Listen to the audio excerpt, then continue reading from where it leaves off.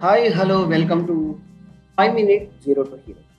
ఈరోజు మీ ముందుకి ఒక సరికొత్త ప్రాజెక్ట్తో python with Django framework use చేసి థ్రెడ్ ఫంక్షనాలిటీ ఎంత ఈజీగా చేయొచ్చు, అంటే ఆ లైఫ్ సైకిల్ ఎట్లా ఉంటుంది అనేది మీకు చూపించడానికి నేను ఈ సెషన్ చేయడం జరిగిందండి. బిఫోర్ గోయింగ్ టు సెషన్లోకి వెళ్ళే ముందు ఇంకెవరైనా మన ఛానల్ సబ్స్క్రైబ్ చేసుకోవాలని న్యూ యూజర్స్ లాగా ఉంటే ప్లీజ్ డూ సబ్స్క్రైబ్ అండి. సబ్స్క్రైబ్ చేసేసుకోండి. ఇలాంటి చాలా వరకు పైథాన్కి సంబంధించి కానీ కంప్యూటర్ సాఫ్ట్వేర్కి సంబంధించిన చాలా సింపుల్ విషయాల్ని 5 మినిట్స్ లోపల మీకు ప్రాజెక్ట్ లైఫ్ సైకిల్ చూపించడము, ఎలా ఎగ్జిక్యూట్ చేయొచ్చు, ఇలాంటి ఇన్ఫర్మేషన్ చాలా సింపుల్గా మీకు సింప్లిఫై చేసి చూపించడం జరుగుతుందండి.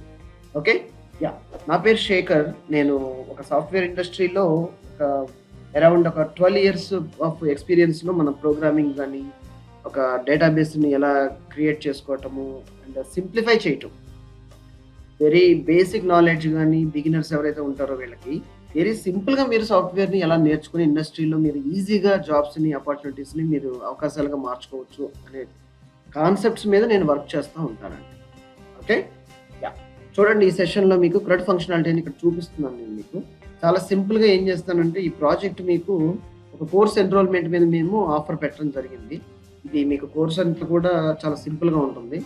ఆ కోర్స్ ఏంటంటే, మీకు harisystems.com విజిట్ చేస్తే మీరు ఆన్లైన్ కోర్సెస్లోకి వెళ్తే ఇక్కడ లెర్న్ పైథాన్ ఫ్రమ్ స్క్రాచ్ ఉంది కదా, ఈ కోర్స్ కూడా కంప్లీట్గా ఈ టైప్ ఆఫ్ వీడియో లెక్చర్ లాగానే చేయడం జరిగింది.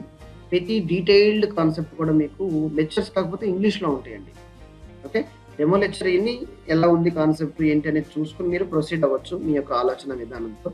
ఈ కోర్స్ ఎన్రోల్ చేసుకోవడం వల్ల మీరు పైథాన్కి సంబంధించిన ప్రాజెక్ట్స్ అయినా కానీ చాలా ఈజీగా కూడా ఒక అండర్స్టాండింగ్ వేలో మీరు ఈజీగా నేర్చుకుని చేయగలరు. ఒక బేస్ ఐడియా అనేది క్రియేట్ అయిపోతుంది.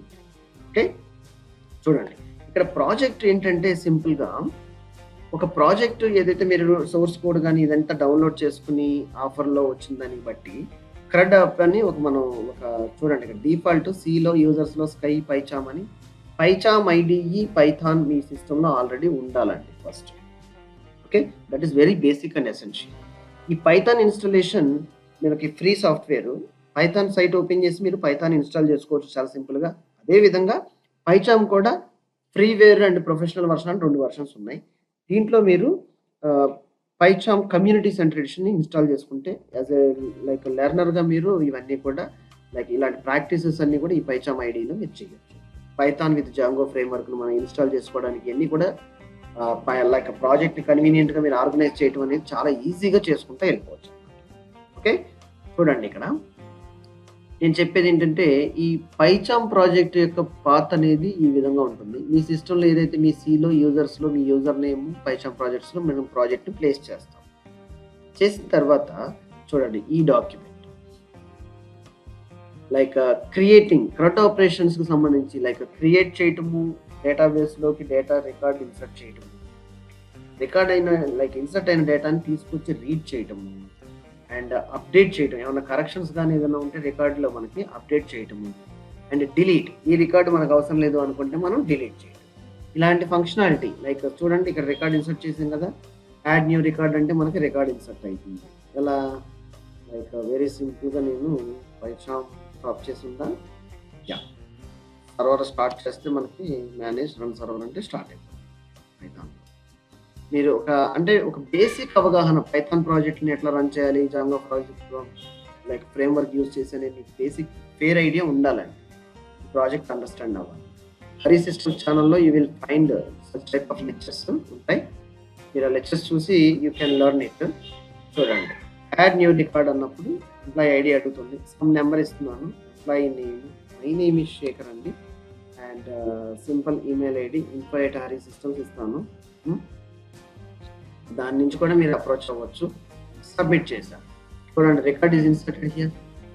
దీన్ని మనం ఏమంటామంటే రికార్డు డేటాబేస్లోకి యాడ్ అయింది. ఈ యాడ్ అయిన డేటాను కూడా మనం చూడాలనుకుంటే డేటాబేస్ డైరెక్ట్గా వెళ్ళిపోయి ఎంప్లాయీస్ టేబుల్, ఆల్రెడీ టేబుల్ ఉంది కదా, టేబుల్ ఓపెన్ చేసేస్తే మనకి డేటాబేస్లో టేబుల్లో రికార్డు కనిపిస్తుంది. This is the database table. ఇదేంటి ఎన్విరాన్మెంట్ కొత్తగా ఉంది, ఎప్పుడు చూడలేదు అనుకుంటున్నారేమో బిగినర్స్ అయితే.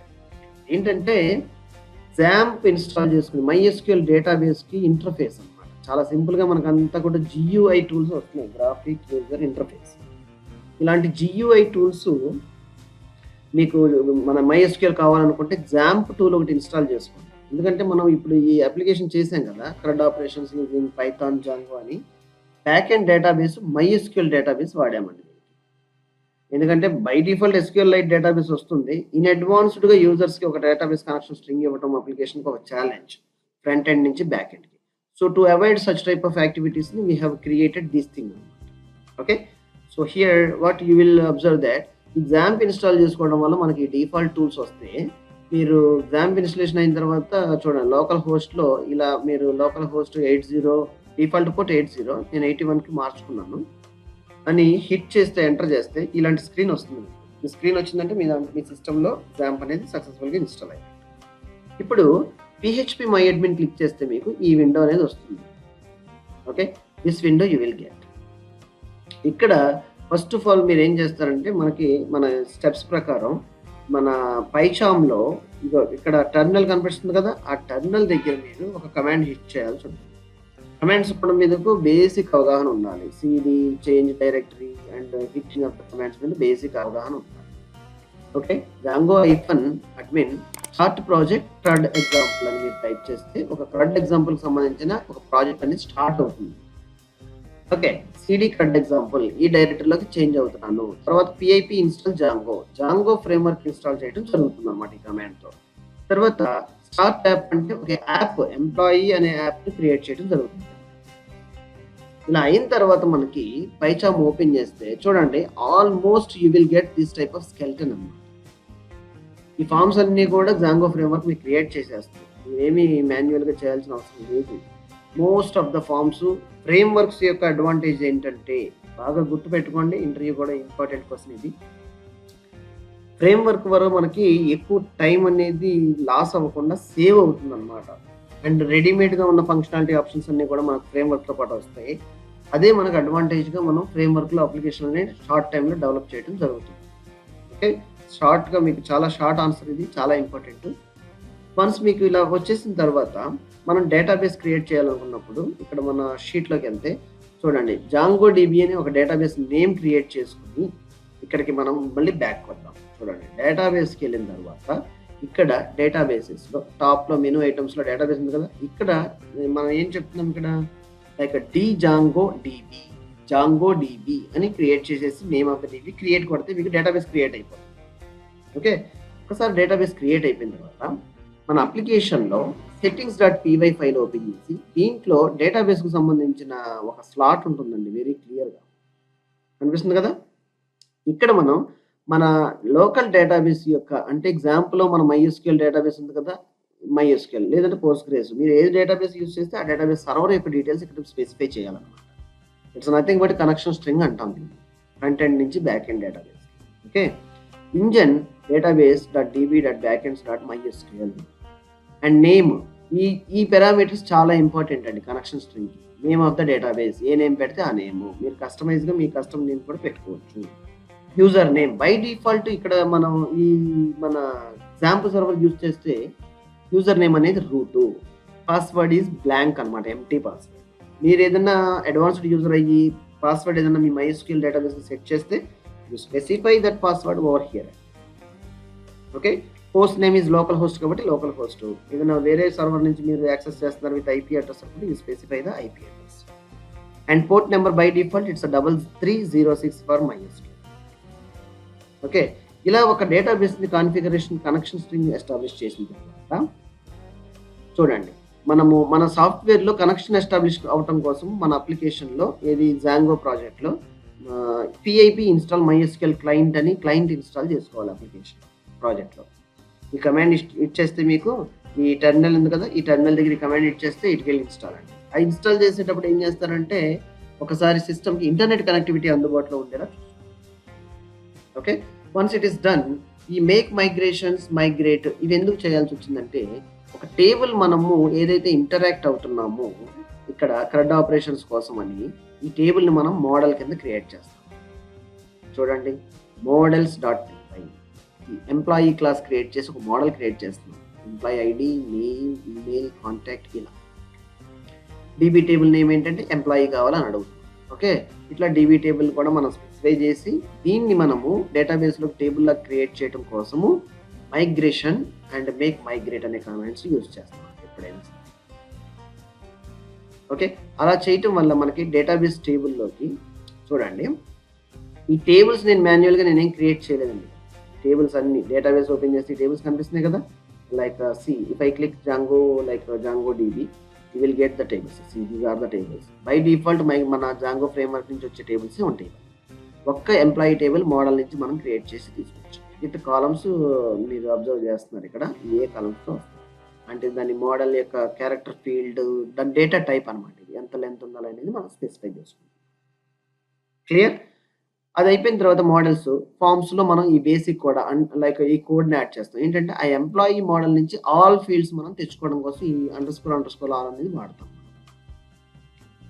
ఓకే, ఈ రెండు అయిపోయిన తర్వాత వ్యూస్లో ఇది చూడండి, ఇక్కడ very simple. Like EMP by default వ్యూని క్రియేట్ చేసేటప్పుడు ఈఎంపీ అనేది మెథడ్ లోడ్ అవుతుంది. తర్వాత షో అనే మెథడ్, తర్వాత ఎడిట్. ఈ మెథడ్స్ ఇవన్నీ తెలవాలంటే మీకు why it is called and why it is routed under views అనేది తెలవాలంటే కోర్సులో మనం చాలా చక్కగా వివరించాము. You are interested, you go through it the course on self based course అండి. వీడియో లెక్చర్స్లో మీరు క్లియర్గా చూడవచ్చు. అండ్ అప్డేట్, డెస్ట్రాయ్, డిలీట్, ఒక్కొక్క దానికి ఒక్కొక్క మెథడ్ రాసుకోవడం జరుగుతుంది అనమాట, ఒక్కొక్క ఫంక్షనాలిటీ. ఓకేనా? ఈ వ్యూస్ అన్నింటినీ కూడా మనం రూట్ ఎక్కడ చేస్తామంటే urls.py రూట్ చేస్తాం. Show, edit, update, delete, views.edit ఇది మెథడ్ నేమ్ అండి. వ్యూస్లో మనం అప్డేట్, డెస్ట్రాయ్ రాస్తున్నాం కదా, షో, ఈఎంపీ, ఈ మెథడ్ నేమ్స్. ఇలా రూట్ చేసుకుని మనం అక్కడ యాక్షన్ బటన్ క్లిక్ చేస్తాం. ఎలా అంటే చూడండి, this is edit, delete, edit, delete and add new. These are the link buttons ఉన్నాయి కదా, దీన్ని యాక్షన్ బటన్ అంటాం అనమాట. ఓకే, ఈ యాక్షన్ బటన్స్ ఎక్కడ రాస్తున్నాం? ఇక్కడ show.html ఉంది కదా, వెరీ సింపుల్గా మనం ఎక్కడ చేస్తామంటే ఇవి టెంప్లెట్స్లో edit, index, show. Edit button చూడండి, ఎడిట్ కోడ్ అంతా కూడా దీంట్లో. ఆల్ రైట్, బ్యూటిఫికేషన్, మీరు HTML బ్యూటిఫికేషన్ ఐడియా ఉంటే you can make it is an more beautification. Index, we are concentrating on code అండి స్పెసిఫిక్గా. మీరు you want to make more beautification like డెవలప్మెంట్లో ఇవన్నీ అవసరం, you can do it. Okay, this is the index.html form. 3 forms మనం add చేసాం ఈ templates folder create చేసి. Okay, show.html, this is the show.html. On show ఎప్పుడైతే మనము క్లిక్ చేస్తామో మనకి డేటా కనిపిస్తుంది కదా, like see here this thing, employee ID, employee name, employee name, మళ్ళీ కింద ఏమో మనకి డేటాబేస్ నుంచి వచ్చే డేటా కనిపిస్తుంది కదా. ఇవన్నీ కూడా మనకి షోలో టైటిల్స్, టేబుల్ హెడర్స్ అన్నమాట. ఇవి టేబుల్ లోపల for employees, from employee and for field అంటే ఒక్కొక్క రికార్డ్ని మనకు రీడ్ చేయడానికి ఫర్ లూప్ అనేది స్టేట్మెంట్ మనం వాడటం జరిగింది. HTMLతో ఎలా ఇంటరాక్ట్ చేస్తామంటే 2 కర్లీ బ్రేసెస్లో మనము పైథాన్కి సంబంధించిన పారామీటర్ని రాస్తాం వల్ల మనకి డేటా ఇక్కడ రిప్రజెంట్ అవుతుంది. ఇవన్నీ కూడా చాలా సింపుల్ టాస్క్లు. అండ్ చూడండి, మన రూటింగ్ దగ్గరికి వచ్చిన లింక్ బటన్స్ని మనం ఏ విధంగా రాసాము. ఇక్కడ కనపడే టెక్స్ట్ ఏమో ఎడిట్ అని కనిపిస్తుంది. ఇన్సైడ్ మనకి చూడండి ఇక్కడ హెచ్ఆర్ఎఫ్లో ఒక ఎడిట్ ఆప్షన్ పెట్టుకుని వితిన్ కర్లీ బ్రేసెస్లో ఎంప్లాయీ ఐడి, ఎందుకంటే ఈ ఐడి యూనిక్ రికార్డ్. ఎడిట్ అనేది ఒక యూనిక్ రికార్డుతో మనం ఎడిట్ చేయాలండి రికార్డ్ని. ఏ రికార్డ్ అయితే ఎడిట్ మోడిఫై చేస్తున్నామో అదే రికార్డ్ మళ్ళీ అప్డేట్ అవ్వాలి డేటాబేస్లోకి వెళ్ళి. ఒక్కొక్క రికార్డు అటు ఇటు తారుమారు అయిందంటే డేటా మొత్తం కూడా కొంచెం ఇబ్బందికర వాతావరణంలాగా ఒకళ్ళ డేటా ఇంకొకరికి అప్డేట్ అవ్వడం జరుగుతుంది. You have to more concentrate on particularly on specific unique number of identity column కానీ యూనిక్ నెంబర్ ఉన్న ఐడి కానీ మీరు తీసుకుని దాన్ని బేస్ చేసుకుని ఎడిట్ చేయాలి. ఎప్పుడు కూడా చాలా ఇంపార్టెంట్ ఫర్ బిగినర్స్. మీరు ఎంప్లాయీ లైక్ రెగ్యులర్గా ఎక్స్పర్ట్స్ ఇన్ దిస్ ఏరియా అనుకుంటే none of the matter for you. Okay, this is all about this CRUD operations in Python with Django framework along with MySQL database. I hope ఇలాంటి sessions మీకు బాగా చక్కగా ఉపయోగపడతాయని నేను అనుకుంటున్నాను. అదేవిధంగా మీరు ఇలాంటి ఎనీ క్లారిఫికేషన్స్ కానీ ఎనీ లైక్ కోర్స్ రిక్వైర్మెంట్స్ ఏమన్నా ఉన్నా మీ కామెంట్స్ తప్పకుండా కమెంట్స్ రూపంలో తెలియపరచండి. అదేవిధంగా సబ్స్క్రైబ్ చేయడం మర్చిపోవద్దు. Share with your friends as well. Thank you for watching this session. Thank you.